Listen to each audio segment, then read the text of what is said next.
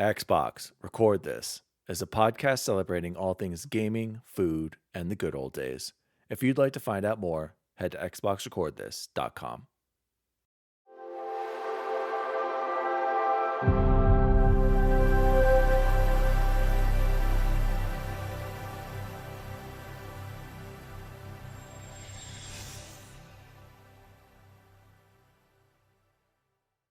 Oh, hello. DaddyDWALLY here, and welcome to Xbox Record This, episode 48. We're almost to 50. I can't believe it. Almost a year of XRT. Our podcast celebrates all things gaming, food, and the good old days. My name is DaddyDWALLY, and joining me, as always, is the assistant to the co-host, Chipotle Bear. Chipotle Bear, how are you?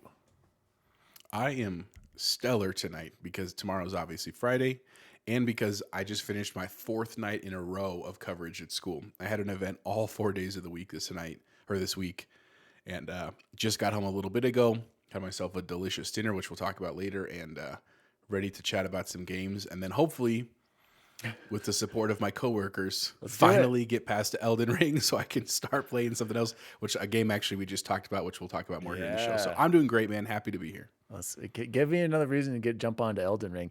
Joining us, as always, the assistant to the co-host is BUBBLEBOY and Seven. How are you? Good. I want to know what happened in that admin meeting that you got stuck with everyone in a week. So I actually chose that because when we were doing it, I was like, this is going to really suck. But then I got like 80% of them out of the way for the spring. So I only have a couple more that I have to do. And to be fair, like last night was choir, which I love going to our choir concerts. The night before that was Putt-Putt with Senate, which like that wasn't hard. Monday was a long one because it was boys volleyball and it was really great. We beat Regis, but it was it went to 4 in the varsity set. It took 4.5 hours, dude. It took so long. Oh boy. Yeah. So it was my choice, but it's all right, man. We're moving past it. Is that new?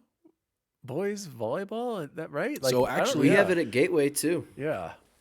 Well, fun story. Our boy J-Biz, when he was still at Bear Creek, he God, will you stop eating those French fries over there? Jeez, I'm gonna have to stall here. Take a sip of that Mountain Dew. I'm hungry. I just got home. I'm sorry.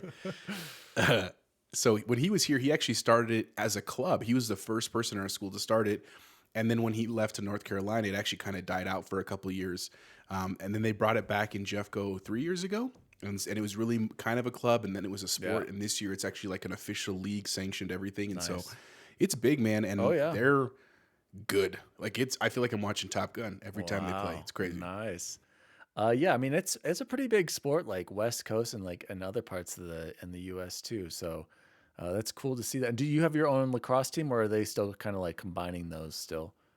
So we did have one until last year, and then we lost that. So we don't have it currently, but we have boys volleyball, which is great. We'll take it. That is very cool. Shout out to Bear Creek High School sports, and shout out to Zach Morris. He's having a tough first year. Moving on, let's go straight into shout outs. Guys, I was not going to lie. I was a little bummed. We had 0 shout-outs. I had a little frowny face in the notes, but then good old XbacongamN wrote in. Coming clutch. Shout out to Bacon. He wrote, and this was just 5 hours ago on YouTube, I'm here for the shout-out. 2 straight weeks of no shout-outs. With all the tech advice I've provided to the host with the most over the last 2 weeks, didn't deserve a simple shout-out? Oh, that's true. Bacon's been trying to convince me to buy an OLED or maybe possibly invest in a good PC. So shout out to Bacon for that. But he knows I have FOMO. I feel like the next best thing is going to come out. I can't commit to it. And these things are expensive, Bacon. Now we don't have that. What's it called? Dink money, dual income, right? Dual income, no money. Kids. He said, topic for next week, PlayStation subscription. It's pretty weak in my opinion, but your thoughts? Oh, don't worry, Bacon. We're definitely going to jump in that tonight. But here's why I love XbacongamN and J-Biz. Listen to this top best drive-through burgers. Number 5, the Baconator from Wendy's, always a solid choice. Number 4, Big Daddy Bacon Cheeseburger from Good Times. You know, you're doing great already here. And then it gets even better. Well, number 3, I don't know about this. He wrote the double quarter pounder, not the single. That might be too much. Who wants some man meat? I do. I want some man meat. Michael, the wife would like your man meat. Well, then my man meat he shall have. I was just gonna say that's almost too much man meat right there, a double quarter pounder, but I might have to check that out. And then he said number 2, guys, check this, the Whopper. That's my boy, flame grilled goodness. Don't listen to these haters, these naysayers. Me, Pony, and X-Bacon have great taste in burgers. Then number 1, a little sketchy. And let me just read this one. He said, the Carl's Jr. sausage sourdough breakfast sandwich. Might not be a burger technically, but so good. So not so sure about that being your number 1 bacon, but by default, that automatically means number 1 bacon or burger for you is the Whopper, boys. 2 for the Whopper. I'm just throwing it out there. So shout out to bacon. A quick funny story about the Baconator, since you mentioned the Wendy's. I don't think I've ever told you guys this. When I was in college, I had this good friend of mine, Josh Peters, and we had a mutual friend. I think his name was Max. I'm sorry.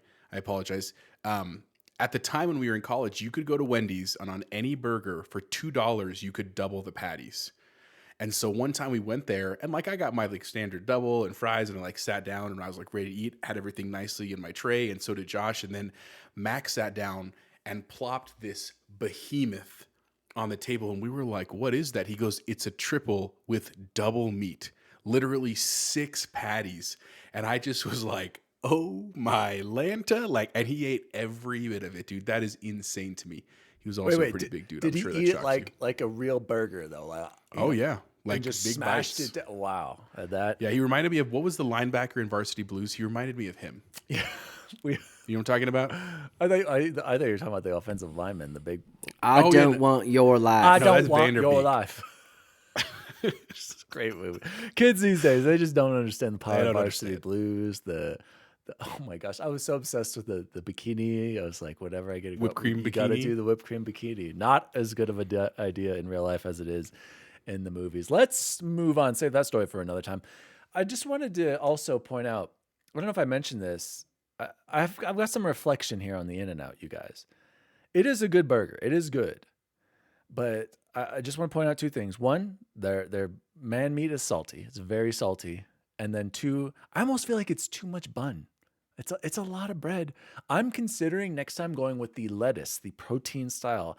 I know it sounds like amateur hour. The caca? I know. Booted. Okay, I know, but I'm gonna try it and I'm gonna report back to you. So I was craving for the first time in my life. I'm like, I think I'm gonna do it with lettuce. No. That's called future regret, son. I'm just telling you. Well, yeah, it's just less bread. Anyway, let's move on to. What's that? I think the sky is crying outside. Well, it's just haven't you? It's dying. You've tried it Music is before, haven't crying. you? Yeah. You've tried that before. No. You guys have never done that. I feel like isn't it like a? I'm not going to fast food and being like, It saves like 150 to 200 calories on the bread. I'm just saying. I've got those to spare. Don't worry. Moving on, guys. Let's jump into the opener. Would have been a great segue into fast food sauces, but we're going to skip that because I want to jump right into something that BUBBLEBOY wanted to talk about last week, and I'm glad we waited.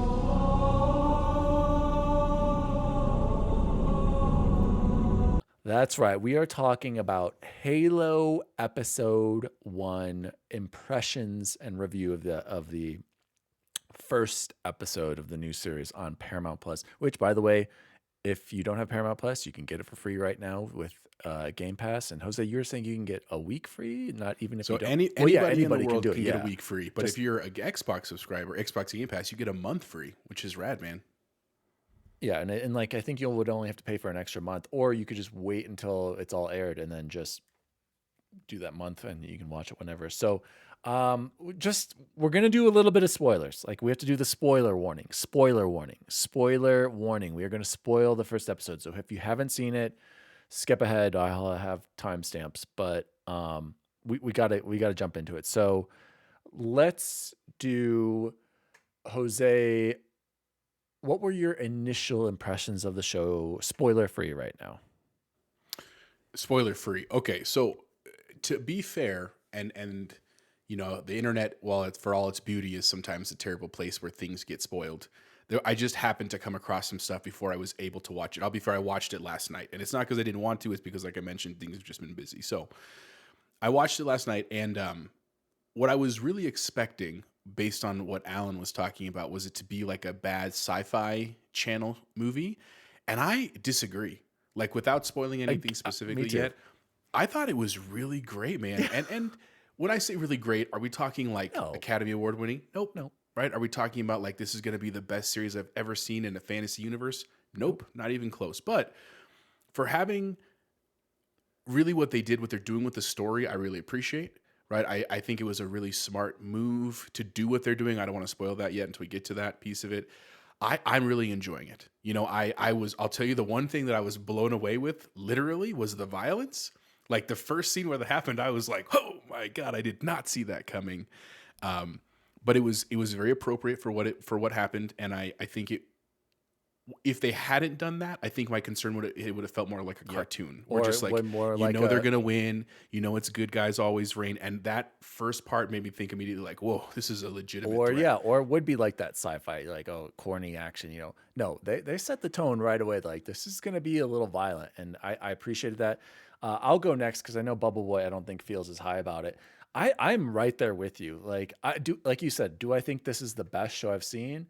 No, but after I watched it, I was like, I really want to watch the next episode. I really want to see what happens next. And to me, that's a sign of something right there that that can only be a positive. I was telling you guys, I thought we didn't even mention this. I didn't even notice, or I didn't take it as bad when or think about it that much without Steve Downs being the Chief's voice. I actually thought. What's his name? What's the actor's name? Pablo. Is it Pablo? Or are we thinking of Mandalorian? Pablo. Anyway, the guy from The Wire. First of all, I didn't know he was in this, and so I was excited about that. But I honestly thought he did a great job with his helmet on. Like I was like, this to me could be Chief. Like the way some of the things he was saying, how serious he was, how he did a little bit of a joke with the woman that he saved, a teenager or whatever. And I thought he did a really great job with the helmet on. That kind of goes into my next point. I thought all of the Spartans looked sick. I think they did a great job with their costumes.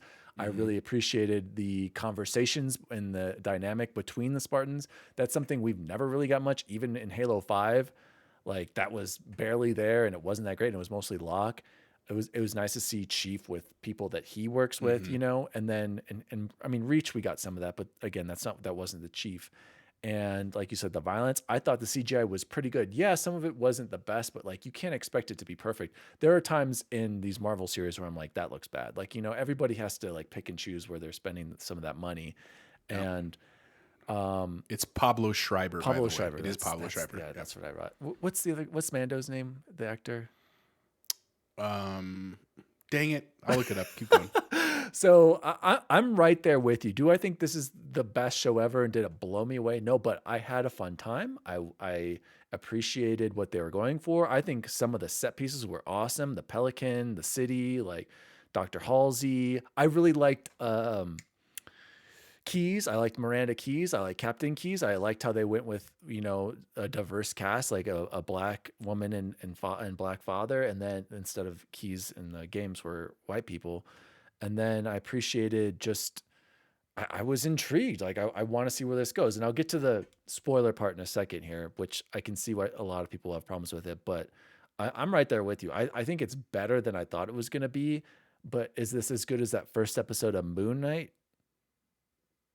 No, but I mean, I still want to keep watching it. Like, I don't know. Was it better than Loki and Boba Fett and the other ones that I'm just like, oh gosh, this is not good. Yes, it's a good show. So Bubble Boy, you tell us what you liked first and then your biggest problems. Okay. It's Pedro Pascal is Mandalorian. Yeah. Pablo, Pedro. I couldn't. Yeah.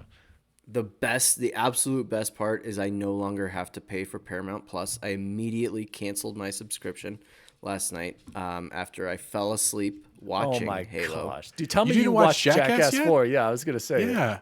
I already watched Jackass. Oh, okay, good. Okay. Forever. Okay. Well. Okay, good. And by the way, Never mind. Jose, And saw the cup test. not as good as the other ones. I wasn't laughing as much. A lot of penis, by the way. You weren't kidding. So many. An I told you. incredible amount of I mean, penis. that's why Allie Like, loved it. I know. I mean, that's see the why. friendship level I strive to with us one day, where we're just like, it's no big I don't know deal. about that. I don't know. You don't need to be playing with my Franken beans. Anyway, So- continue, Chance.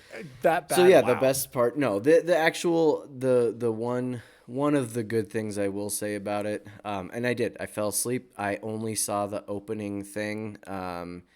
And so whatever the spoiler is, great, spoil it for me. I don't care. I think I know what it is anyway. They did have the weapons looked exactly like they do in the games, which is great. The CGI was laughable at best. In the movements, the animation in the CGI was terrible. The way their bodies moved, didn't like it at all. I will be that guy and a purist and say, I'm sorry, it's not Steve Downes' voice, which doesn't make sense. Just like the way, Darth Vader wasn't played by James Earl Jones. He just voiced it. They could have had Steve Downes voice this. I don't know why you're that upset. Like, Because this isn't the games, Chance. You can't expect. But it's the Master Chief, exactly. That it doesn't have to somebody be else's the games. interpretation of it, though. That's just it. It doesn't have to be the games. And I okay. Point for Daniel right there. Yeah, it's somebody else's interpretation. I do like that. You're right. They got the sounds really bad. The sounds did not sound like Halo. The little, like when the shield boots back up, It was there. off. It's muted, but no, it was there. wasn't. Jose, back me up on this. No, it was there. The sound existed. It did not sound like in the game. I should have been able to close my eyes and be like, I disagree. it didn't. It was So off. I agree with both of you, but here's what I would say. You I can't would- do that. You can't. No, here's why. Because I agree that it was there. I agree with Chance that it didn't sound like normal. I do agree. It didn't. But I just to chalk that up to the same idea that, look, this is a different... Here's the problem, Chance. If they kept you. it just like the game, Yes. if the game sounded just like the game, the guns, then people would be like, well, how come the story's not like the games? They have to create that separation. False. That's what and I submit to you, What do you Star mean? Wars, right? Star Wars is Wait, I gotta stop you right there. You can't compare this to Star Wars or the original trilogy, Chance. That's not the same thing. This is games like that. They're completely different mediums. Like that's like The you're saying. sound. That's like you're saying. The last what the freaking Jedi game that just came out, like that has to be exactly like everything canon from. Nope, didn't say that. You didn't let me finish.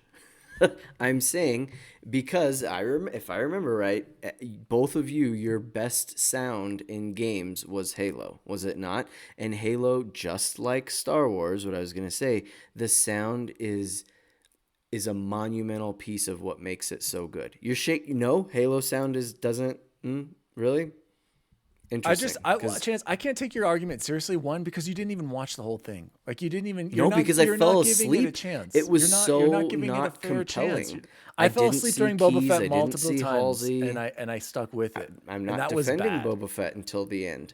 Okay, tell me this: was Boba Fett, besides the last 2-3 episodes, was that a good show?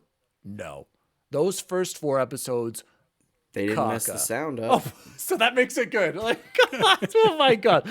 Let's move on. I said they didn't mess the sound up. I fell asleep, and Ashley even was like, "You know what? I'll watch this with you." And like, bless her heart, she stayed, and she was just like, It was just so bad. It didn't. Here's look what I would say is that good. I know it doesn't look amazing. Like, I agree with you. I agree there are physical flaws, but by the end of the episode, I fully agree with Dan that I wanted to keep watching. And honestly, today at lunch, when I had like my 6 minutes to eat, I almost started watching the second episode. And then I was like, no, wait, because I want to watch it on my TV. And you know what? Maybe this is an argument why I shouldn't get an OLED, because maybe your TV is so good that it actually looked worse on your TV. No, On I was my watching cheap it in Vizio, bed. it looked great. Oh, okay. I was watching it. In Well, bed, so no it was wonder just why you fall asleep. You were tired and you're watching it in your iPad and you're laying down. Okay. Anyway, I want to go on to kind of counter Chance's disgust for it, even though he didn't even watch the whole thing. And I actually heard, Jose, that the second episode takes a little bit of a drop, and that's where people kind of might have a problem with it. But I'm leaving judgment to see where it goes, because I'm all on board. Like even Alan, who I could tell was trying to hate on it a little bit, I can tell he still wants to watch, and that says something, because Alan's very picky when it comes to TV shows. He watches everything, you guys. Like, I'm not exaggerating when I say he watches everything. And so if he's going to continue watching, I think that just says something. But the article is on, this is coming from Eurogamer. It says Well, spoiler. Here's the spoiler. Master Chief removes helmet in Halo TV series to show his human side, says 343 Industries. It's a mission statement. And this is told from Ed Nightingale. And so 343, in a lengthy blog post, community writer Alex Wakeford dissected the opening episode. And he said that the post notes that games have predominantly been a space for player projection, like what Chance wants, but fans of the expanded universe shouldn't be so quite surprised. For fans of our expanded universe who have read The Fall of Reach and other media centered around the Master Let me Chief, cut you off right there. I'm the only one here who's read The Fall of Reach, correct? probably. Okay, But can I finish the sentence? So, like he said, I'm just saying, taking I the am helmet, a fan of that. taking the helmet off is something that they're actually quite used to. Our literature and comic formats have allowed for that kind of storytelling, it reads. It also mentions that players get a glimpse of Master Chief's eyes in Halo 4 if they complete the campaign on Legendary Edition or difficulty. This was an interesting creative decision to grapple with for the TV series. As we look to the legacy of the Halo franchise and see thoughts scattered all over the map as to whether this is a thing that should have ever been done, said in the post, read the post.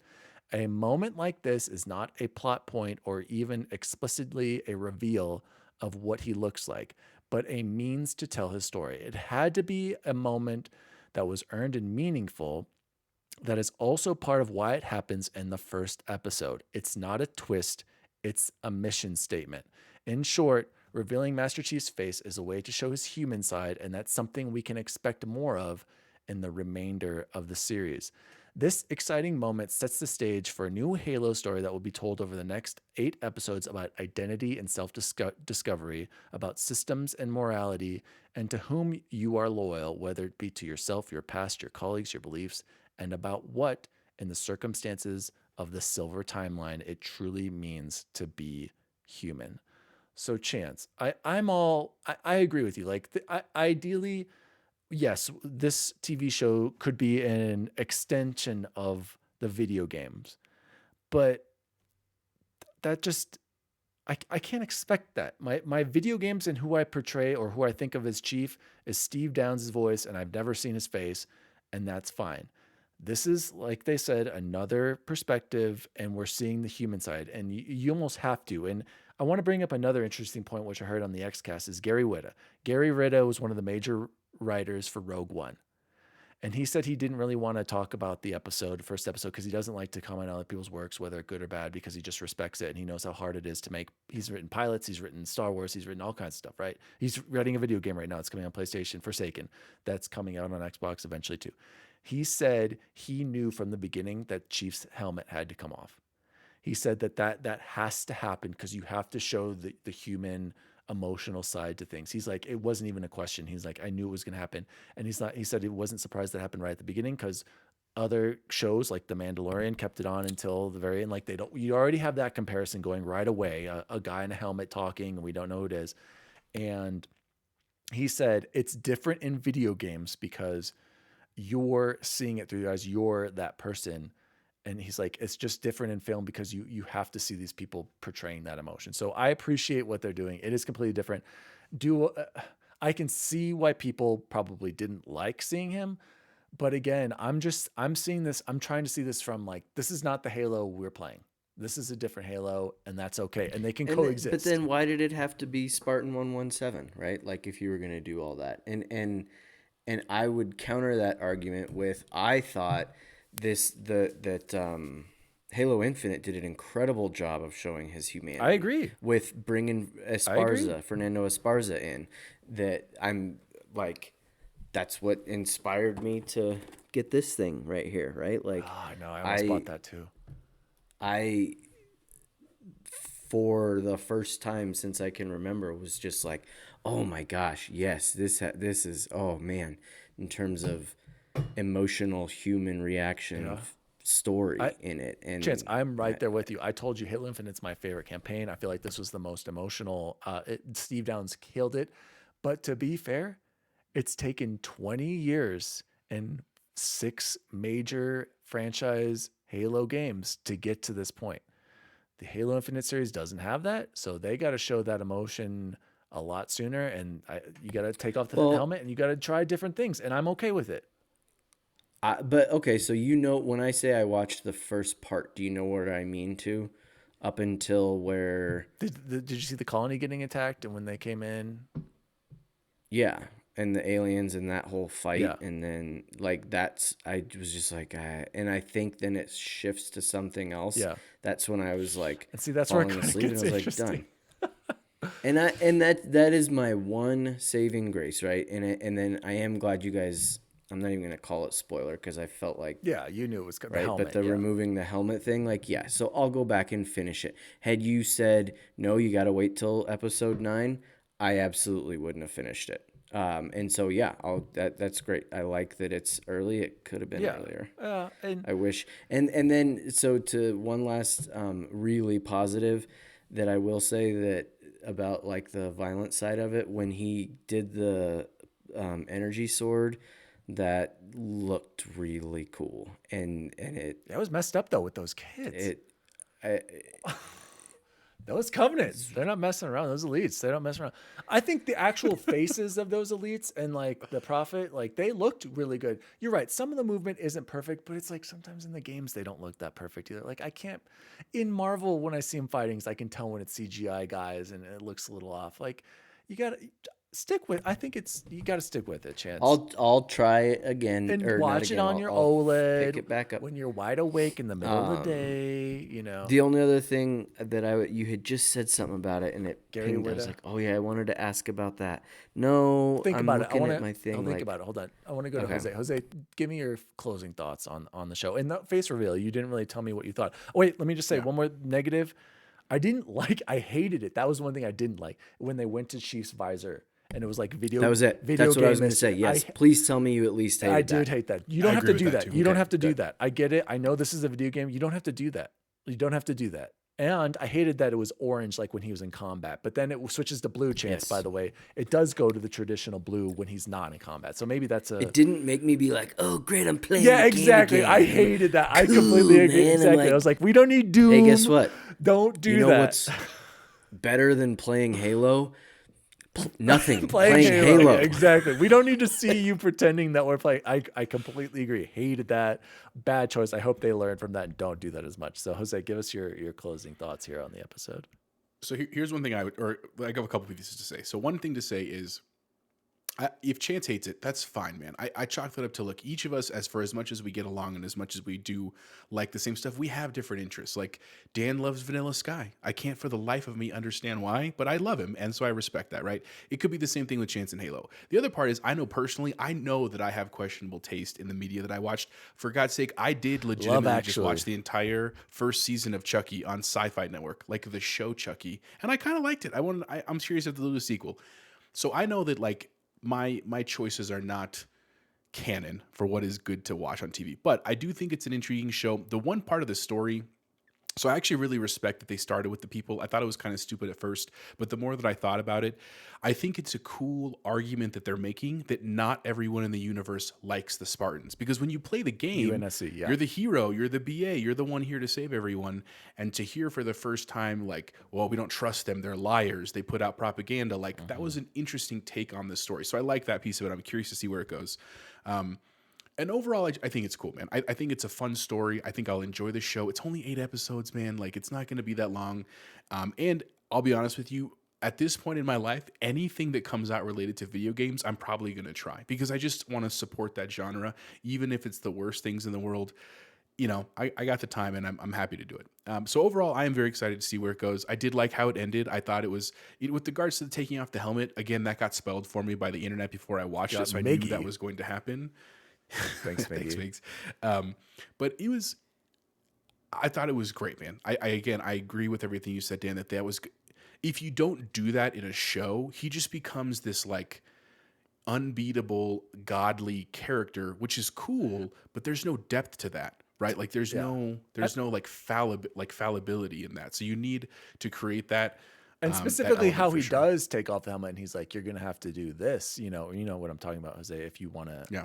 the way he does take it, like that shows a little bit more of his human, well, I guess he is human, altered human side. So I agree. So I can't wait.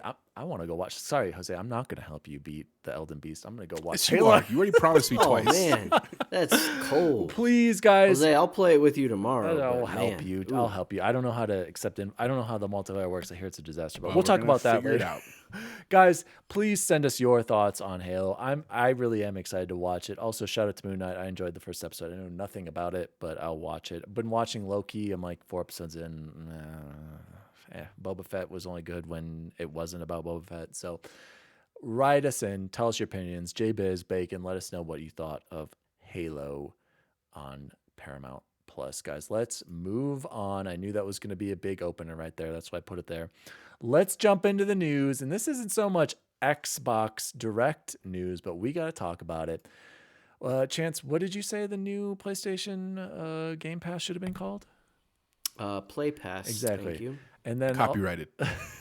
also, why didn't they do the trophies? I just like Joseph and those guys were talking about, just like everybody is talking about, why wouldn't you just do it gold? You could just do silver, gold, or not even gold, sorry, bronze, silver, platinum. You can skip the gold because Xbox Live Gold. Like, I get it. That's probably literally the only reason why they didn't do the trophies. They're like, well, they already have. But they the have gold. 4 levels. It's that other level for the countries that don't have streaming capability. They get the deluxe pass. Really? So They you have could've 4 made that- levels? Let's jump into it, guys. We're talking about the new PlayStation Plus. And this is coming from our favorite CEO, Jim Ryan, over at Sony Interactive Entertainment. I don't want to read his little introduction. Let's just jump into it. So here are the tiers. Horrible names, just straight up. This is it. PlayStation Plus Essential. It gives you the same benefits as PlayStation Plus that you're getting today. You get 2 games, exclusive discounts, cloud storage for saved games, online multiplayer access. So I have this for like 3 months because I had it to back up my Horizon. I guess I have Essential now. This is $9.99 a month. So no changes, right, guys? Am I correct on that? No changes from PlayStation Plus. So Okay. if that's what you had before, it would be the same with this. Correct. So now the new tier is PlayStation Plus Extra. So it adds everything from Essential, and then you get a catalog of up to, that's a strange wording, 400 of the most enjoyable PS4 and PS5 games, including blockbuster hits from our PlayStation Studios catalog and third-party partners. Games in the extra tier are downloadable for play. So these are downloadable PS4, PS5 games. Some people are doing the math. They're like, isn't this just what's on PS Now? And then the collection and whatnot. So this is $15 a month. Oh, I forgot to say yearly on the last one. So that was $10 a month or $60 a year. So you obviously, all these, you'll save money if you do the yearly, but right away, $15 a month for this mid-tier and PlayStation Plus is the same price as Xbox Game Pass Ultimate, which gives you Game Pass on your console and PC and Xbox Live. So, but if you buy this, it is $100 a year. So that is cheaper. And then we have the last tier, which is PlayStation Plus Premium. All the previous benefits, you get behind a paywall 340 additional games, including PS3 games available only through cloud streaming. So that cell architecture, that dang PS, they just can't figure it out, you guys. We're never going to see PS3 games backwards compatible, downloadable to your PlayStation, apparently. It's just, it cannot be done. They can't do it. A catalog of beloved classic games available in both streaming and download. Some are going to be streaming, some you can actually download from PS1, PS2, and PSP. I thought that's interesting. But to me, I feel like these are games that were already backwards compatible on PS3, but now you'll be able to play them on PS5. You get cloud streaming access for the PS1, PS2, PSP, and PS4 games. And you get time-limited game trials, which will also be offered in this tier. So customers can try games before they buy. So this is the kicker. If you're not committing to that year, you're not doing it right. So you would pay $18 a month for this. So $3 more than Game Pass Ultimate if for some reason you're not going to just commit to that full year, which doesn't make sense, or $120 yearly. $120 a year would get you Xbox Game Pass, just normal, for $120 a year. Just for comparison, Ultimate was what, 180, I believe. Yeah, so three $60 games. So those are the tiers. I broke it down. Chance, give me your initial thoughts on all. I know you're just excited to sign up for Play Pass. I can tell. I don't see anything that talks about first party studios day and date, which we'll get to that in a second. Yeah, it's like, so why am I buying this? Why am I paying extra for this? Because you want to stream PS3 games, and you want to play some PS1, PS2 games, and PSP games that probably, I'm going to guess right now, will not have trophy support. Because the reason why I say that, and I know the guys on the trophy room talked about this, my reasoning is if Xbox didn't go back and add achievements to their OG Xbox games, you know damn well that, I'm sorry, Sony's not going to somehow figure it out to do their original games, unless it was one of those ones that they added in the PS3 time or PS4 where they like redid the game kind of, and it added trophy support. So BUBBLEBOY, go ahead. And that would be the one thing that would pull me into it, is trophy support. And I guess the other thing, they'd have to allow me to purchase a PS5 before I could get excited about any of it. I might sell you mine as soon as I finish Ghost of Tsushima and my Mass Effect run. It is a digital, so I don't know if you care about that. Jose, give me your initial impressions on Play Pass. And we're calling it Play Pass, by the way. Everyone's calling it PlayStation Plus Gold or PlayStation Silver and no, this is Play Pass and Play Pass Ultimate. Go ahead, Jose. Oh, wait, to compare, so think of it now as their first tier, that's just Xbox Live Gold. Second tier would be Game Pass. It's almost a direct comparison, even price-wise. And then third would be Game Pass Ultimate. And Game Pass Ultimate adds, you get access to PC cloud, right? So yeah, Game Pass Original is console, huh? I didn't even think about that. So you have to pay that 15-month to have, I'm going to look that up, to have the cloud streaming. So go ahead, Jose. So for those listeners at home, if you've not really looked at the tiers, or if you're only Xbox gaming and you're like, I didn't care to look through it, there are two other pieces of this that a lot of people are concerned about. One of those things is that in the premium tier is the only tier where you get to play the quote unquote demos, the trials they call them. And that could be misconstrued. I know that's what it says here. Like, I'm not paraphrasing. It literally says time limited game trials will also be offered in this tier. A lot of people are really upset, and I would be too if I was buying this. Like, the whole point of a trial is to get me to see if I like a game. So why would you not give that to all of your people, whether they have whatever tier? So that's one big concern a lot of people have. The other bigger one is that there is no discussion at all from sources. From like legitimate Sony about this quote unquote catalog of 400 or potentially 740 games.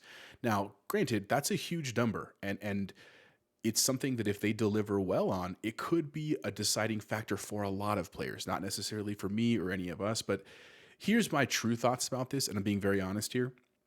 I think this is a great thing. It's not something that I would ever pay for. I have no interest in buying it, but here's why it's a great thing. When I used to teach economics, I used to tell kids one of the most important parts of a free market system is competition, because competition is better for a consumer, right? Because it means lower prices, more features, better quality. And so while a lot of people, especially a lot of Xbox fans, are down on this because they have that feeling of like, oh man, we're winning this generation. And maybe we are, right? Maybe we're not, who knows, right? A lot of PlayStation fans are actually like this. A lot are very skeptical of it. My pure thoughts are, I like that there's competition, because let's just say Sony does pull off that they get this catalog of 700 games. It's actually pretty legit. Guess what that's going to do to Xbox? That's going to encourage them to do that. What if Sony does pull off the achievement system and all these backwards compatible games? Guess what that's going to push to do for Xbox, right? So I'm of the opinion that this is actually really a good thing. And, with the pricing thing, Dan's absolutely right. It makes perfect sense to pay for the yearly, but that's a commitment for a lot of people, right? And just to be clear, so you understand, like with the premium tier at $18 a month, that's $216 a year. If you buy it for a year, it's $120. So you save almost $100 by paying for the year. And again, that's assuming you can do that if you can afford it. I think about like younger kids, like being able to come with $120 versus a certain amount a month. That's different, right? Like that makes a huge difference. So I don't know, a lot to say. Supposedly, one of the things I also heard was that this is part of the reason why they really dropped it this week, because they don't think it's quite ready. Like the fan base was like, they just dropped it early because it's the end of their fiscal quarter that ended this week. And they wanted to make sure they got this in there so they could tell investors like this is coming. Now, that may or may not be true, right? But what we do know for sure is supposedly by June, by early summer, we're going to have a lot more details about like the games and some of the other features of this and some other more finite things. Because, the one thing I will give them 100% that if I had a PS5, I would definitely consider even like a trial month is that in terms of the games you get at least at the plus level are Spider-Man, Miles Morales Spider-Man, Returnal, which I think is going to be badass, and there's one more that I'm blanking on right now. That was part of that tier that you'd get. Either of you remember what it was? I know, but yeah, I know. Did you say God of War? I think it was God of War. Maybe it was God of War. But a lot of those are already available in the PlayStation Plus collection that is still staying, like regardless. So I think the big ones that they added were Returnal and Miles Morales. Like those are the only ones that. But for me, I mean, right now those are the only two games I'm interested in playing on PS5. I'll be honest with you. So I got to give them that. And again, we'll see what happens. For the record, I'm very happy where I'm at with Game Pass. Yeah. I'm very thrilled to be an Xbox fan right now. But I'm also excited to see what comes with this. I got a question for you guys. Do you both have Ultimate or do you just have normal Game Pass? I have Ultimate. Ultimate. Okay, so you actually might be able to save money if you just did Gold, because that's $60 a year, and then Game Pass. Oh no, you're right. Never mind. You're saving money. Never mind. So I'm and again, and like I liked and retweeted and all that your tweet from the other day about over the past however many years it's nine. I'm like, yeah, but guess who hasn't paid that? This guy, right? But even and if that guy, even if I had paid $900 or whatever it was, I would have been perfectly justified with it. Like we're gonna talk about that later. I'm playing Tunic. Incredible game. I can't believe I'm playing this for free, So the pricing, I'm looking at Game Pass right now. You can get Game Pass for PC or a console. It's $10 a month, so $120 a year, over 100 games. You get day and date Xbox Game Studio titles the day they release, and you get member discounts. PC also has EA Play. For some reason, console doesn't have EA Play, but Game Pass Ultimate, all that stuff. This is where you can play from the cloud, and you also get Xbox Live Gold, which that's $120 a year. And then, so essentially you're really only paying, if you just have Gold, you're only paying an extra $60 to have Game Pass for the year, because it's $180. So, and then you get EA Play. So there's the comparison. $14.99 is the highest price on there. There are no deals for the yearly, but you can stack it like I have. I've probably played half of what I did on that Tweet Chance, and I've had it for how many years now? Yeah. So I wanted to read this tweet, and this article. Yes. Okay. So this is I'm going to read the summary from Video Games Chronicle, but the original article came from GameIndustry.biz. Jim Ryan, our favorite CEO, says that Sony's games could suffer by adding them to Play Pass on day one. This is not a road that we've gone in the past, and it's not a road we're going down with this new service. When asked about adding the new, this is coming from, the summary is from Jordan Midler, but the original, like I said, is on GameIndustry.biz. When asked about adding the Sony first-party titles to the service, and the game, in the game was that Microsoft does with its Xbox Game Pass, Ryan said that is not a road that we've gone in the past, and it's not a road that we're going down with this new service. We feel if we were to do with the games that we make at PlayStation Studios, that virtuous cycle will be broken. The level of investment that we need to make in our studios would not be possible, and we think the knock-on effect on the quality of the games that we would make, that we would not be something that gamers want. Ryan, what an idiot.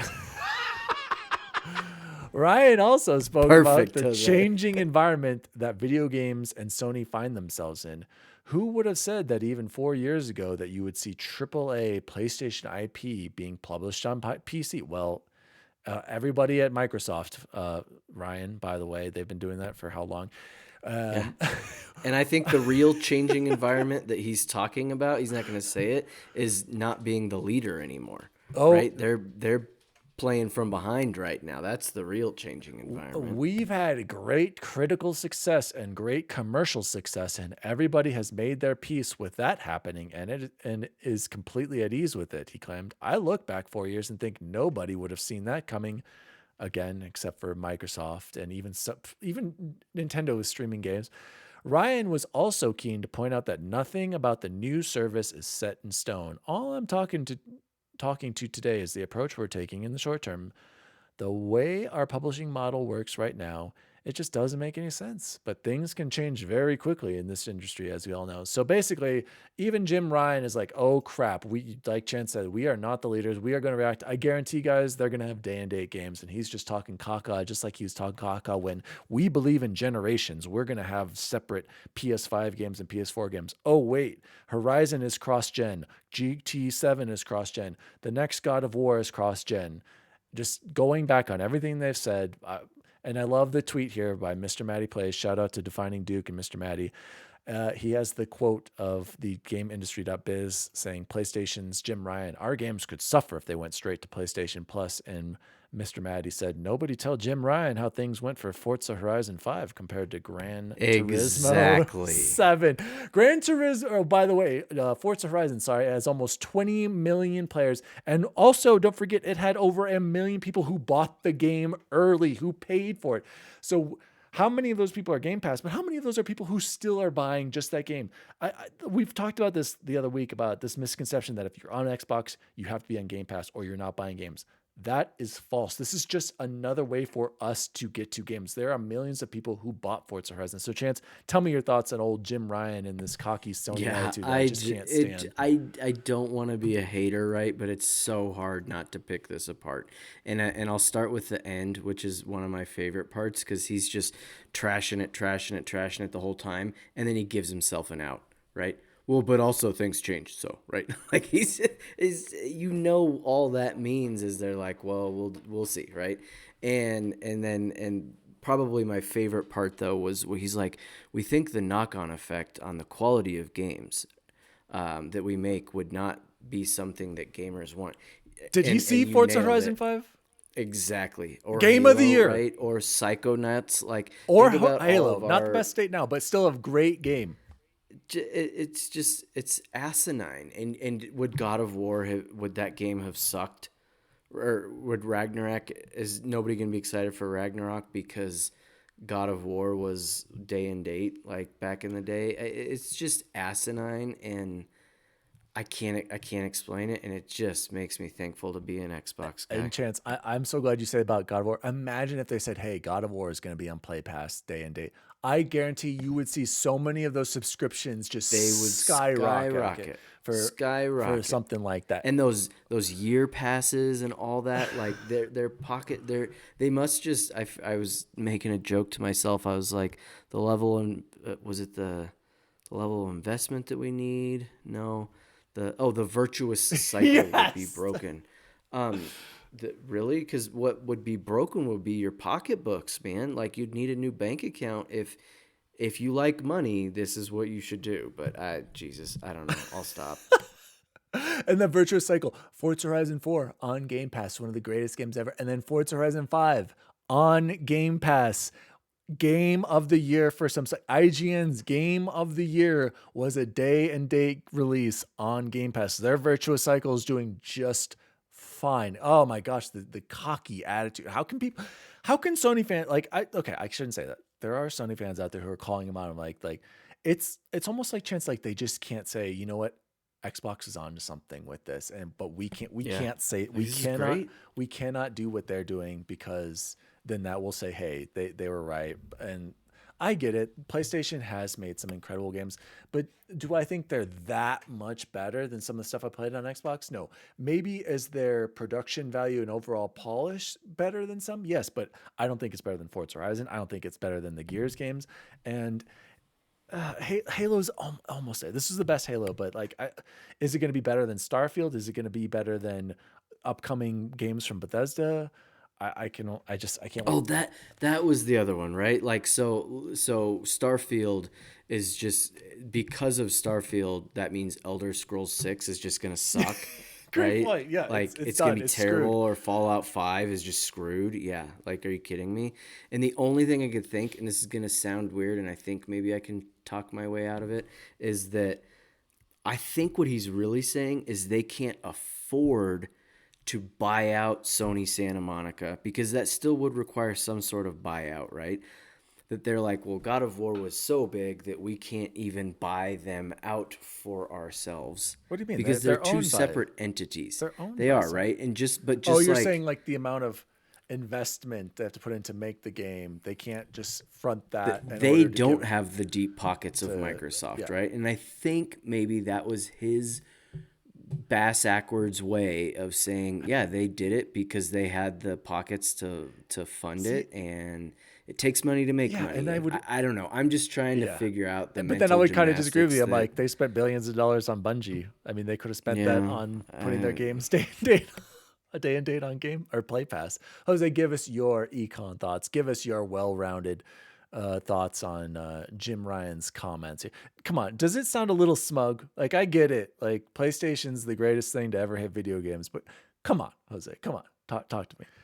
So honestly, what it makes me think about, man, and it makes me honestly a little bit sad for those that are huge PlayStation fans, because again, trying to be positive here. Look, I am not a PlayStation guy in the same way that a lot of people are. I'm an Xbox guy, but I understand how passionate, how much I love Xbox, and if I were a PlayStation fan right now, I'd be not upset. Again, I don't think this is a horrible situation, but it's, you always want to be better, right? And I feel like this is just not the W they were hoping for. Now it could be. Again, there's still a long way to go to June, and things could change. Even Jim Ryan said that.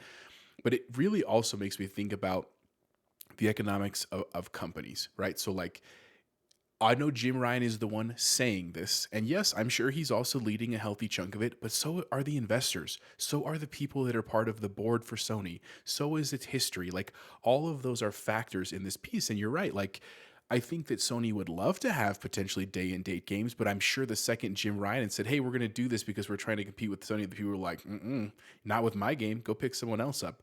And that was kind of where the genius of Xbox was, that they did this at first with indie developers, with small games, right? With a lot of people that could gain from being on Game Pass. And then now they've grown it to their own first party stuff. I mean, I think about it also as just pure leadership issues. Like, again, I'm not hating on Don Matrick. Again, there are things that I'm grateful for him for. But if Matrick was here right now, would we have Game Pass? I don't know. That feels like it was a lot of Phil Spencer, right? So,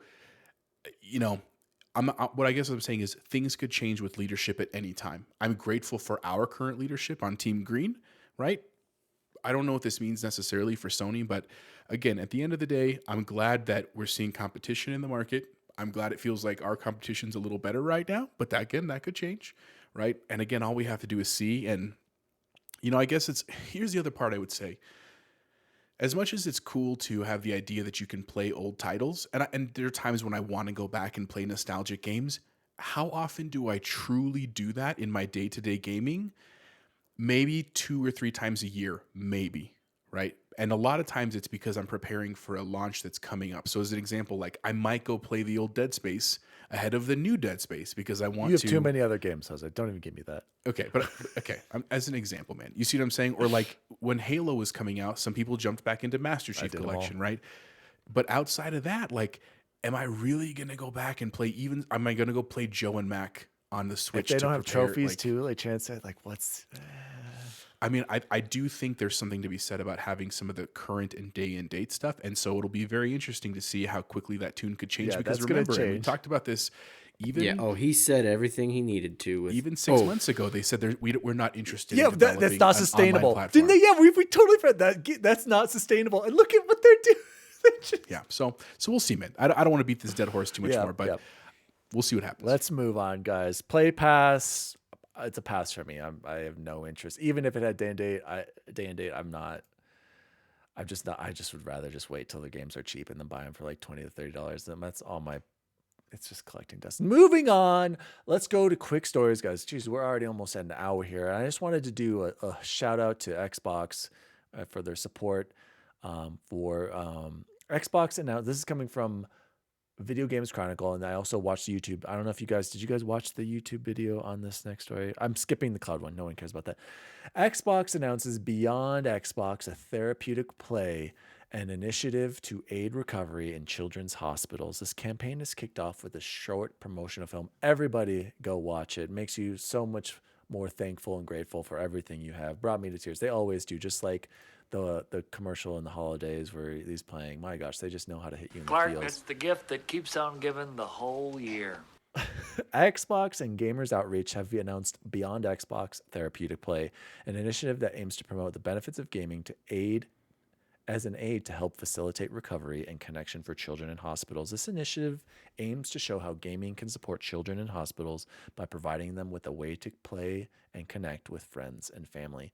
Xbox has started the campaign with A Player Like Me, a short film that shares the story of a 14-year-old Jordan from Michigan who lives with a rare form of, I forgot how they said it. Is it Ehlers or Ehlers-Danlos syndrome? Ehlers-Danlos syndrome. The film shows how Jordan met 23-year-old Megan from Inverness, Scotland, who has the same condition through playing Forza Horizon 5 on Xbox. Again, brought me to tears. Just the awareness and the promotion of showing the positivity that gaming can do for kids who have all kinds of crazy conditions and lifting their spirits. And I remember there was a statistic in there, Jose. I don't know if you caught it, but it was saying like how much it can. The studies had shown like how much video games can help with healing and recovery with stuff. I wish I would have wrote that down. But BUBBLEBOY, give me your quick thoughts on this and what you thought of tell me you watched it and cried like me. And it I has started it. Sorry. Oh, it don't watch it. I know You'll cry. it. Stop. Because when I looked at the thing, I'm not gonna make an excuse. I haven't watched the whole thing. But what it reminded me of was that thing that I retweeted from Greg Miller the other day about that Steven Spahn guy that was getting that award. Able and Gamers. yeah, talk about also tearjerker. And that it's again, here's another thing that Microsoft is doing that makes you proud to be an Xbox guy, right? Like Jose said, Team Green. That I can only imagine they're losing money on this, and they're still doing it because of the love for the medium and getting their product out to as many people as possible, right? And that's where and I could go back to Jim Ryan so many different times of like, yeah, it's clear that his focus is right here, right? But that here over at Xbox and Microsoft, that they have the ability to really think outside the box and use their platform to truly help people, and not just able people, but every kind of people, right? And everyone kind of makes fun of that cheesy tagline, when everybody plays, we all win. But it's a great line. Like it's so true. Jose, give me your quick thoughts on the program. Well, that's what I was going to say. And awareness. I mean, I think it goes back to also, when we see Phil Spencer in interviews, they reference pretty often the fact that he like legitimately plays games in his free time, and like people know his gamer tag, and like you can see when he's on, and like as much as he's a machine for his company, and he is amazing, he really is. He also just likes he's a lover of games, right? And I think that I believe that deep down that he believes that when everyone plays, we all win. And I, like, not to get super sappy, but again, all of us in our education. All of us have met students who are some of the cliched like loners and outcasts, or they get made fun of, and a lot of them play games, right? And I can tell you that's been one of my favorite parts in education, is connecting with kids through games. Like, I laughed the other day when Chance was like, you say the word Elden Ring and you see like deers. People like, you play an Elden Ring, right? Like I've done that with kids all week, all couple of weeks actually, just talking about it. And even other people in school, I love how it truly is a unifier of people. And so I think I love this stuff. And I did watch the whole film, and like by the end I was like, God, where are my tissues? This is, you know what I'm saying? Like it's just feel good stuff, man. Yeah. So I love that they're doing it. I want to see more of it. I'm super glad they're doing it for hospitals, man. And like Chance said, that they're losing money. I mean, maybe, man, to give away Xboxes that they have, dude, they're not losing that much money. And the reality is, if I'm being honest, they're probably gaining gamers for life. They're going to make money down the road anyway. And I think what I mean by that is they're not making huge amounts of money, which in that kind of an industry is the same as losing money. Yeah. Right. Gotcha. I got you. If that makes sense. Like, but I'm hoping that genuinely they're doing this with obviously no intention. I'm sure they are to make money, and they're doing this because they genuinely believe that everybody should have access to games and should be able to play. So awesome. Love it. Shout out to Xbox. I love the positivity. Xbox, I did a quote or a comment on their YouTube video with XRT. Xbox did not like this one. So whatever, you guys. Let's go into our favorite segment, you guys. New games with goal for April. Who wants to read first? So wait, I'll just stay. Here are the games. I mean, it is under the quick story, so we're gonna fly through this. My goal, yes, we will just read them and that's it. My goal though is to read these games to give them at least some sort of voice to our 20 listeners out there, because somebody has to, otherwise no one's gonna know. I remember on Sacred Symbols, they would literally announce every week every game that was coming out to PlayStation that week, and they would go forever. I mean, these are like 4 games a few times a month, if that. I mean, mostly it's Game Pass. I think it's definitely worth it for Game Pass. All right, I'll be quick. I'll do number 1. Jose, you got another one. Another site. This is from April 1st to the 30th.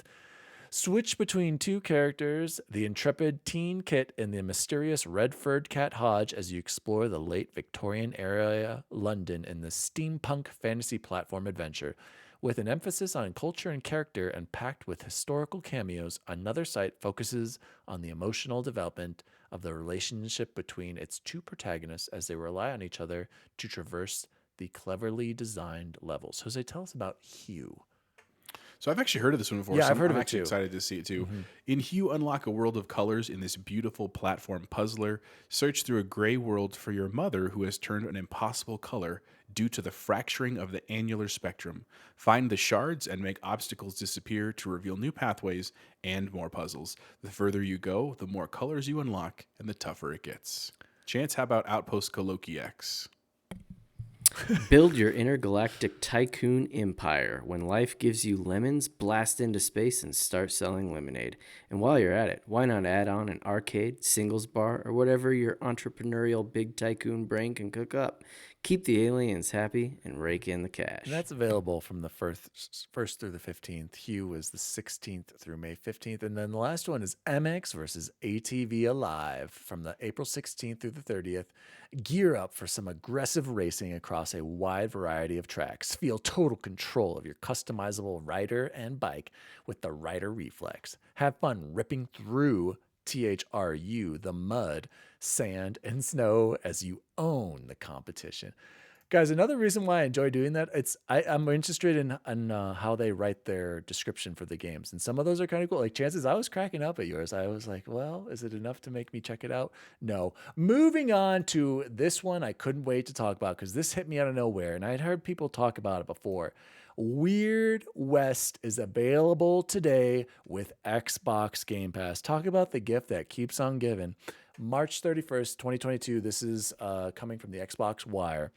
And this is actually from the creative director at Weird West. And I do want to read this because it's really cool. It's from Rafael Colantonio. We need to have him on the show.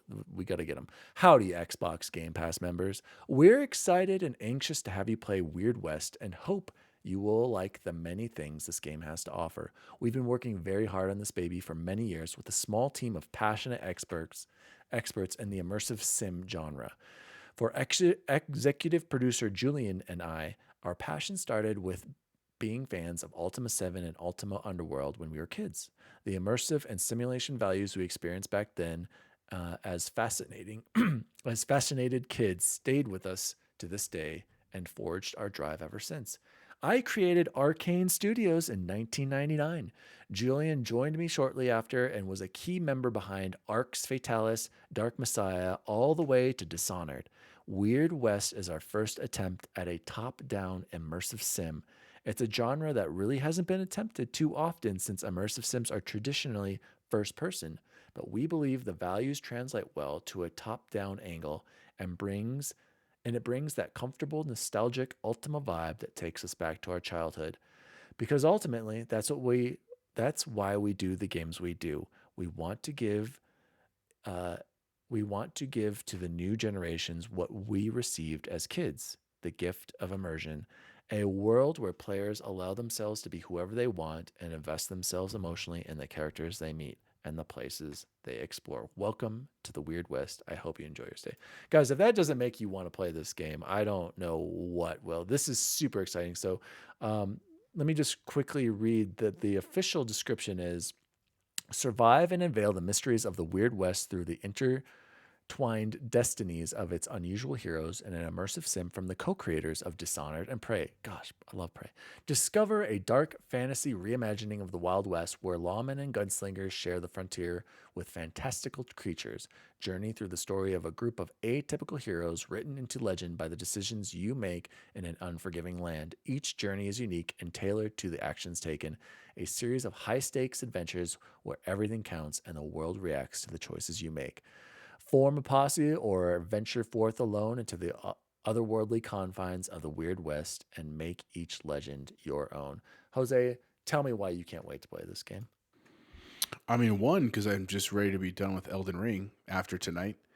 Even though I've loved it, I'm not hating it. I need something else, and I can't do that until I finish it. Anyway, but the reason this looks sweet is I watched the trailer and I've been hearing good things. Like, I mean, anything that's in the weird creature monster world, like that's my world. I love horror stuff. So that immediately had me, but it looks like Diablo to me mixed with these kind of like other elements. And I love Diablo, man. Nothing like doing some dungeon hunting for some loot and stuff like that. So I think it's rad, man. I think what's going to be key for it, if I'm being honest, is the length. It's got to find that perfect hit of like, I don't want to play a 60-hour version of this. I don't want to play an 8-hour version of this. I want to find something kind of in the middle there, probably closer to the 8 to be fair, so that it's enjoyable and memorable, but then I can move on because I just got a lot to play. But I think it'll be the perfect kind of palate cleanser after Elden Ring. So I'm excited, man. Yeah, and I do want to say, Chance, before you go, it's kind of is a mix between Diablo and like a twin stick shooter, but also there's elements of stealth in there, and there's elements I saw of like taking cover and shooting and exploring. So it looks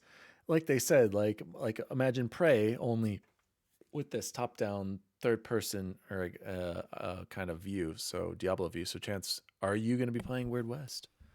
Oh gosh, I hope so. And it gave me vibes of Disco Elysium a little bit in terms of like some of the immersive story and the choices that you make and how it can go 100 different paths and stuff like that. And so, yeah, just all the words and language we were using, and as you were reading that, it just checks so many boxes.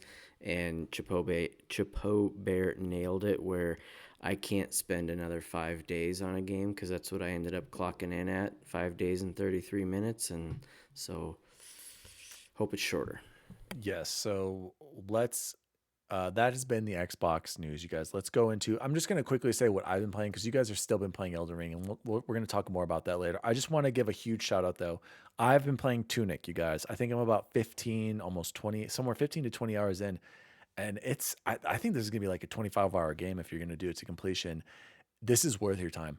Guys, this is a really, really good, cool game. It is more, I just want to give my impressions, but already on the rating scale from impressions, worth your time. So initial impressions, I wrote very cool music, unique art style, pretty cool instruction manual pages that are vital to understanding the game.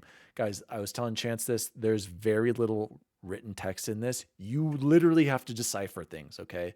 I'm not that great at it. I've figured out some things like the general path, but if you really want to figure stuff out, you have to dig through this instruction manual that's all cryptic. So if you're into like puzzles and that kind of stuff, Chance, you would love it. And then I said the game is definitely more Souls combat. There are sites of grace checkpoints where you die. When you die, you lose this like souls or money or whatever, and you have to go back to recover them. But thankfully, you only lose 20. And if you go back, you get it back. It's not everything, you know, so it's not as brutal. But and then you use that to level up at shrine points. And it's like I said, it's more of a Souls combat in general than Zelda, but more of a Zelda aesthetic. I don't think it would be one to follow after Elden Ring. I will say that because there are a lot of similarities, and it can be tough. Like there are times where I'm like, I was getting so frustrated. Or I was playing last night where I would have never known you're supposed to equip something, and like it's that much like Elden Ring. Like they don't tell you anything basically. And if I had known, I'll just save you guys some time. When you play it, you have to go into this one area. You're going to be like constantly losing health. You have to equip this mask. I had no idea that I would have to do it. And I was trying to get through the whole area without it. And I was like, I was about to rage quit and just quit. finally I looked something up. They're like, oh, you should did you do this, and then it's like, hey, don't, once you pick up this mask icon thing, which again, like there's no text, it doesn't tell you anything in your menu, and then I equip it, of course, like that's saving me from some gas that was in there. So shout out to Tunic. I absolutely, guys, think this is worth your time. This is probably going to be on one of my game of the year lists, and worth it. It is really good, but it's very much like Elden Ring. So if you want to take a break from that, I wouldn't play that next. But for guys who liked Death's Door or like Zelda games or like Souls games, JBiz, I think JBiz, you'll appreciate this more than Death's Door. Guys, let's go into the good old days. Bubble Boy, tell us about this topic. I know it deals with Elden Ring, but what doesn't involve Elden Ring at this point in our lives? Let's be real. That's true, right? It's all of it. It's everywhere. It's everything. And so I won't say too much about Elden Ring, but I did 3 separate playthroughs of Elden Ring to get my 1,000 out of 1,000. You just couldn't do the save. You just couldn't trust the save cloud. I didn't trust it. I was too afraid to. I got there and I like put the controller down. I did a little like walk around my house. I'm like, go ahead. I was just gonna say, I think it was easier for me to trust a chance because I had my Series S, right, and that has a save file on it. So I guess I could have always reverted back to that if you're really freaked out about it. It just, I was just like, nope. And then I actually thought of Resident Evil 8, which I'm gonna talk about here in a minute. And I was like, you know what? I do want to try it again. And I'll tell you more about that in a couple of weeks. But for the good old days, I just wanted to talk about like any other new game pluses, which is not something that I do very often.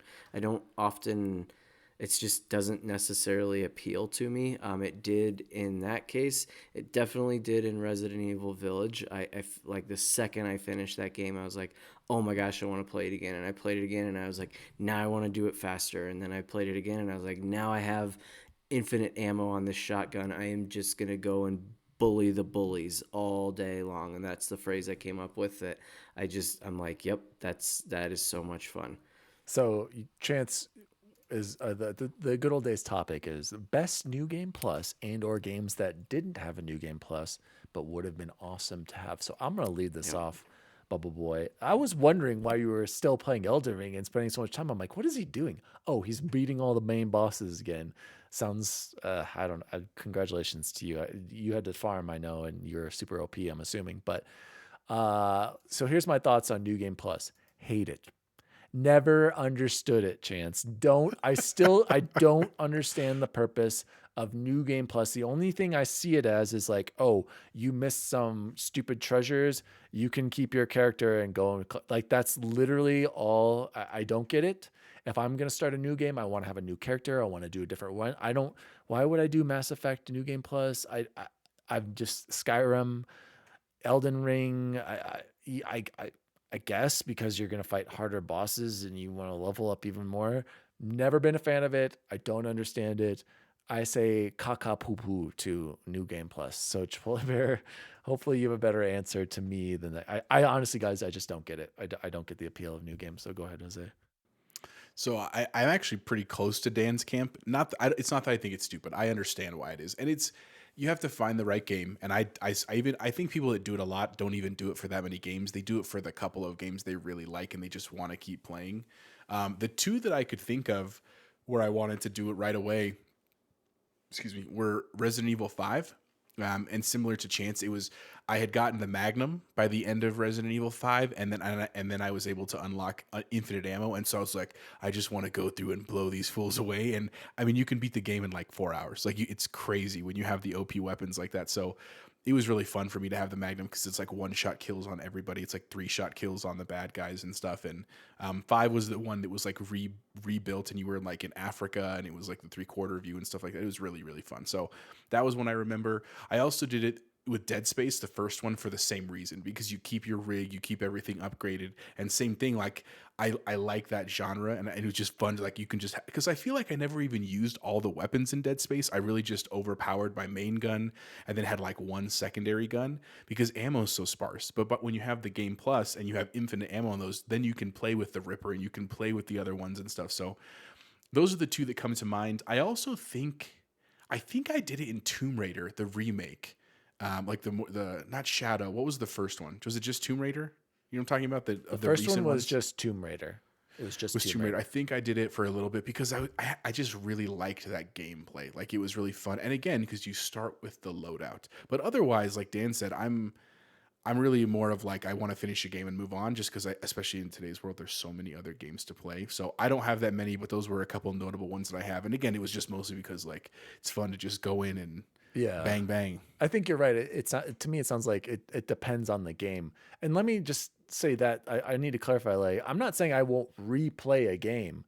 Like, I've played so many characters in Skyrim. I've done so many, I don't even want to think all the characters in Mass Effect. Yeah, exactly. Like, I've done it with Mass Effect so many times. It's just the carrying over your character and playing the game again. I'm just like, that's, to me, half the fun is like building the character up and finding things again. And, you know, but Chance, explain to me your appeal to New Game Plus, or if there is such a thing for you, or if you're like us and it's rare, but it is, the Resident Evil has it because of the infinite ammo.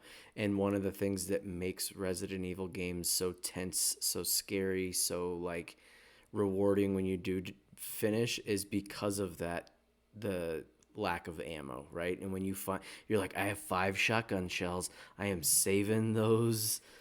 Or the guns grenade rounds, you save those to the bosses. Yep, right. And so it was just cool, right? And I loved Resident Evil Village so much that I had done 2 or 3 New Game Pluses and was just like, well, yeah, I just got to keep going now. And in the Elden Ring, it was literally just about bullying bullies. It was so satisfying to go back, and that Festival of Radon just destroyed him. And I didn't even need to summon the other guys. It took me like 20 seconds maybe, and 15 of those seconds was him coming down as the comet, right? And it just felt great, right? To be able to go in, and I just had my rivers of blood, and I was like, wah, and he's done.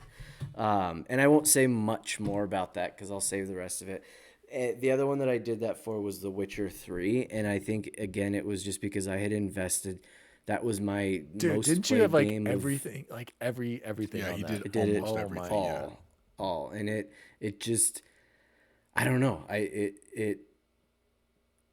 that game just compelled me to do it again, and he was so, my Geralt was just so fun there at the end when I was just like firing on all cylinders, that it was cool to, you know, like you have him for such a, you have that character for such a small time period where they're so overpowered. It's kind of cool to have it for a lot longer. So the only one I could think of that didn't have it that I would love would be something like Final Fantasy VII, to just be able to go, and some of those first bosses, if you could just omni slash them, like, just one hit everything. And So right, I see the appeal. You like the idea of just taking it back to the guys who are bullying you in the beginning, you know, and just annihilating them. It works really well for Resident Evil. Like, I definitely see that. Like, that game's built for a New Game Plus. So very cool. I can't wait to hear. I need to know more about your Elden Ring runs, because I've been so close to playing it again, but I'm like, oh my gosh, can I really commit to this again? And I'm like, if I'm gonna do it, I want to get like trophies. Like, I thought about buying it on my PS5, but I can't play that without my Elite controller. Chance, if I don't have the I don't have the back, you know, pedals, like I can't imagine playing that game. So, and as we learned last week, if you rage quit with a PS5 controller, it will break. It'll break. So, thank you, Bubbleboy, about those New Game Pluses. If you have a favorite New Game Plus topic, or a topic for the good old days, please send us an email at xboxrecordthis@gmail.com, or hit us up on social media, across all social media at xboxrecordthis. Bogus, J Bizzle, Snelling, let us know if you've ever done a New Game Plus. By the way, Snelling, I totally think you should check out this Weird West game. I think it's got your name written all over it. Guys, let's close the show like we always do with the best food we had this week. Would anyone like to go first, or do you want me to start this off? All right, let's hear it, Chipotle. Oh yeah, Chipotle Bear was literally eating it as we were starting the show. So tell us. And with spoiler alerts, because I saw it. I saw that cup. So to be fair, it's something I've had many times. It's nothing unique tonight, but it was just the feeling of like, and I don't know if Chance and Dan, I think they do get it because they've coached and stuff like that. Like after you've had just a long week or series of events or whatever, just like that final meal where you're like, I'm done. I'm good, baby, for a while. So because I mentioned earlier that I had 4 events this week at school, which were great. It was great to be there and support kids. They just were 4 really long nights, and I was trying to come home and see my kids in between. It's been busy. And so today was the last one, and I was in a hurry to come home and record and put the girls down. But I stopped at Taco Bell KFC, got myself a spicy chicken sandwich. Is it as good as Popeyes? No, it's not, but it's still pretty good with the fries. And I got myself a beefy melt burrito as well to eat on the way home. It was just quality, right? And here's my Taco Bell cup. That's what Chance was talking about. So that was the best meal I had this week. The other one I just quickly would shout out, we went to Noodles & Company. God, we hadn't been there in a long time, and I got the buffalo chicken mac. Delightful. I highly recommend it. And if you have kids, they don't eat all of their mac, so then you throw it in your bowl. Never. Right? And then you add it to the sauce, and you got like double the mac, bud. And here's the best part, because they were real busy, and they were clearly... It was amateur hour up in there with the workers. I'll be real honest with you. We bought the Rice Krispie treat for the family to share, and we'll take one of these, great. And then we were eating it at the table. Well, when they were doing the orders, she saw Rice Krispie treat. We got a second Rice Krispie treat. Hell yeah! So we doubled it up that night. That was fantastic. So that was the best thing I had this week. Dude, shout out to Noodles & Company. I love the barbecue mac and cheese with the little, don't they have like little jalapenos in there? Oh, it's the brisket. That's the one you're talking about, right, Jose? No, buffalo mac is like buffalo sauce with chicken. You're getting the wrong and one. onions. Back me up on this. You're getting the wrong one. You are getting the wrong one. Chapeau wins. Oh gosh. All right, I'll go next. The best food I had this week, guys. I finally did it. It had been too long, Jose. I finally made a stop at the old Popeyes. Chicken Popeyes. Got me a spicy. I got 2 actually. I did this before the game the other day. Got 3. Wait, let me hold up. Got 3, but I brought one home for Allie on the way back, so she enjoyed a spicy chicken sandwich. That's love, people. Delicious, but I got to remember this, guys. I need to say, can you put the extra spicy sauce on there? I need a little bit more. Okay, they kind of gypped me this time, but the chicken was still delicious. But the best food I had, and I just had it tonight. Sent you guys a picture. Man, Buffalo Wild Wings, you guys. Asian Zing and Mango Habanero. That's all you need. Get 15 wings. Make sure you get more of the Mango Habanero. I felt like I was on Hot Ones. Loved it. Have you guys seen Hot Ones on YouTube? Were they? Oh, of course. Oh, of course. Great show. Love the spice of the Mango Habanero. Love the zanginess of the Asian Zing. And then you got to get the ranch, the vegetables. Delicious. I love Buffalo Wild Wings. Hands down my favorite of wing places. So, BUBBLEBOY, what was the best food you had this week? Yesterday was my birthday. Turned. Oh shoot! Yeah, we should have. I'm so That's Jose. right, Why didn't we should have started there? Oh well. To be fair, I started yesterday. I know. But to be fair, I also forgot to start there with Jose. So it only makes sense that we say it at the end of the show. So to everybody, tell happy birthday, BUBBLEBOY. He turned Happy 42. birthday, You guys, can you believe it? 42. Yep, look pretty good for that age. No, so my parents always joke because I used to, as a kid, I would ask to go to the old spaghetti factory, a downtown Denver staple, like every year for my birthday. Oh yeah, remember? Is that place still open? We were asking that. We don't know. I don't know. Nobody knows. You can't even Google it. I don't know. But I'm not driving all the way downtown on a school night. Are you kidding me? So we learned a few years ago that Sprouts actually sells Old Spaghetti Factory branded Mazithra cheese, which if you've never been to the Spaghetti Factory, you probably don't know what Mazithra cheese is even, but it's like this shredded kind of almost like Parmesan cheese. It's just incredible. And you just put like 8 pounds of butter and brown the butter in the noodles. And, so we had that. And then Cora made me my favorite cake. So it was wonderful. Sounds like a That's great awesome, meal. man. You got a nice rug. Tell the people about the rug. Oh, and from Ruggable, man, talk about what our next sponsor needs to be. Ruggable, It's it's damask. Is that the pattern, Jose? Maybe. Does anybody know? No It idea. looks like any other rug like I have with, a big rug that has those geometric patterns on it. Filigree on it. Rug pattern, sure, filigree. And my parents, I unrolled it, and I think they were both a little like, you just want a rug for, like, okay, like that's got Ashley written all over it, but sure. Yeah. And I unrolled it and everything, and we were talking about it, and Cora was playing on it over at their house, and I was like, point to Boba Fett, point to the Stormtrooper, point to Darth Vader, and they're like, what are you guys talking about? I was like, the rug, it's a Star Wars rug. She's like, what rug? I was like, the rug you just bought me is a Star Wars rug. She's like, did we get the wrong one? I was like, no idea. She had no idea. Even when she ordered it, and it's called like Star Wars helmet rug or something. Doesn't see it, but that's what made Ashley. Everybody in the nerd chat was like, "Boy, man, you must have really done some damage." No, I couldn't imagine putting that in the bedroom. Like, I was shocked when you said that was in your bedroom. It's not going in the bedroom. That's where we unrolled it right now. It's going in the basement. Okay. It's going to go in our little TV room. I think it looks good in the bedroom, for the record, actually, if you're listening. Just throwing it out. I mean, we have all black furniture and gray flooring, and it's a black rug with gray, like, whatever that design is. But it has a very subtle... I can't see it subtly, and I'm sure they can't now that they've seen it. No, but if you're not a Star Wars fan, Shannon did the same thing. Shannon's like, "Chase, have you heard of this ruggable place?" Yeah, she's like, "Look, this one says it's a Marvel rug, but I don't see it." And I was like, "Dear God, it just says it says Marvel, like, right?" Oh yeah. She's like, "Yeah, I can't unsee that now. I'm not getting that one."